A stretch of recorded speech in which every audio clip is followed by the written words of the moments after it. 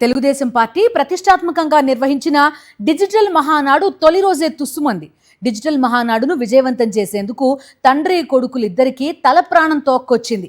మహానాడు విజయవంతానికి నేతలు నానా తిప్పలు పడ్డా ఫలితం లేకపోయింది. రికార్డింగ్ డాన్స్లు ఓ చోట పెడితే మరోచోట భయపెట్టి తీసుకొచ్చిన డ్వాక్రా మహిళలు సైతం మధ్యలోనే వెళ్లిపోయారు. 44 వసంతాల టీడీపీ చరిత్రలో ఎన్నడూ లేని విధంగా డిజిటల్ మహానాడు అభాసుపాలైంది. పశ్చిమ ఆసియా యుద్ధ పరిస్థితుల నేపథ్యంలో ఖర్చులు తగ్గించుకుందాము అన్న ప్రధాని మోదీ పిలుపు మేరకు ఈసారి మహానాడును హైబ్రిడ్ తరహాలో నిర్వహిస్తాము అని చంద్రబాబు, లోకేష్ ప్రగల్భాలు పలికారు. రాష్ట్ర వ్యాప్తంగా 1875 క్లస్టర్లలో నిర్వహించే మహానాడును లక్షలాది మంది వీక్షిస్తారు అని ప్రకటించారు. ప్రతి జిల్లా, నియోజకవర్గ, మండల స్థాయిలో, డివిజన్, వార్డు స్థాయిల్లో టీడీపీ శ్రేణుల కోసం ప్రత్యేక స్క్రీన్లు ఏర్పాటు చేశారు.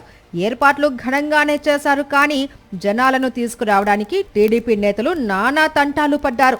చాలా చోట్ల డిజిటల్ మహానాడు ప్రాంగణమంతా ఖాళీ కుర్చీలతో దర్శనమిచ్చాయి. మహానాడుకు టీడీపీ కార్యకర్తలు రాకపోవడంతో చాలా చోట్ల డ్వాక్రా మహిళలను బలవంతంగా తీసుకువచ్చారు. రాకపోతే ప్రభుత్వ పథకాలను కట్ చేస్తామని బెదిరించారు.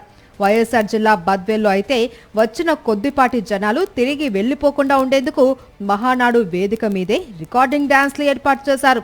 ఇది పార్టీ కార్యక్రమమా లేదంటే రికార్డింగ్ డాన్సులా అని మహానాడుకు వచ్చిన వారంతా చర్చించుకున్నారు.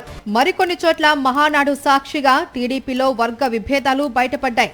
బద్వేల్లో టీడీపీ ఇన్ఛార్జ్ మాజీ ఎమ్మెల్యే విజయమ్మ డుమ్మా కొట్టారు. ఇన్ఛార్జ్ మంత్రి ఆనం రామనారాయణరెడ్డి చెప్పిన మహానాడుకు అసమ్మతి నేతలు హాజరు కాలేదు. కాకినాడలో మహానాడు ప్రాంగణమంతా బోసిపోయింది. కార్యకర్తల కరువుతో కార్యకర్తల కంటే ఖాళీ కుర్చీలే ఎక్కువగా కనిపించాయి. కృష్ణా జిల్లా గుడివాడలో మహానాడుకు వచ్చేందుకు టీడీపీ కార్యకర్తలు ఆసక్తి చూపించలేదు.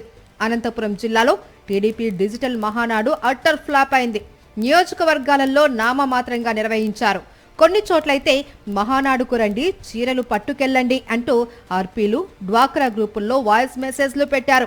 మహానాడు కోసం టీడీపీ నేత తంటాలు సోషల్ మీడియాలో తెగ వైరల్ అవుతున్నాయి. మహానాడు కోసం టీడీపీ నేతలు కొన్ని చోట్ల బరి తెగించారు. గుడి, బడి, ప్రభుత్వ కార్యాలయాలు అనే తేడా లేకుండా స్క్రీన్లు ఏర్పాటు చేశారు. దేవాలయాలు, సచివాలయాల చుట్టూ టీడీపీ జెండాలు, ఫ్లెక్సీలు ఏర్పాటు చేశారు. అనకాపల్లి జిల్లా చోడవరం నియోజకవర్గం బుచ్చయ్యపేటలో వెంకటేశ్వర స్వామి దేవాలయంలో డిజిటల్ మహానాడును నిర్వహించారు. వెంకటేశ్వర స్వామి దేవాలయానికి తాళాలు వేసి మరీ మహానాడును ఏర్పాటు చేశారు. భక్తుల మనోభావాలతో టీడీపీ నేతలు చెలగాటమాడారు. విశాఖలో సచివాలయాల చుట్టూ టీడీపీ జెండాలు, ఫ్లెక్సీలు ఏర్పాటు చేశారు. ఎంపీ భరత్ అండ చూసుకొని అధికారులను బెదిరించి సచివాలయాల్లో మహానాడును ఏర్పాటు చేశారు అన్న ఆరోపణలు వినిపిస్తున్నాయి. మహానాడులో ఏమైనా సాధించారా అంటే అదీ లేదు. ప్రతి ఏడాదిలాగే చంద్రబాబు, లోకేష్ భజన తప్పితే మరోటి కనిపించలేదు. వైఎస్ జగన్ను తిట్టడంతో మొదలుపెట్టిన మహానాడును వైఎస్ జగన్ను తిట్టడంతోనే మహానాడును ముగించారు. ఇక లోకేష్ ను వర్కింగ్ ప్రెసిడెంట్ హోదాలో టీడీపీ క్యాడర్ కు పరిచయం చేద్దాము అనుకున్న చంద్రబాబు ఆరాటం ఆశించిన స్థాయిలో కార్యకర్తలు రాకపోవడంతో అడియాసగానే మిగిలిపోయింది.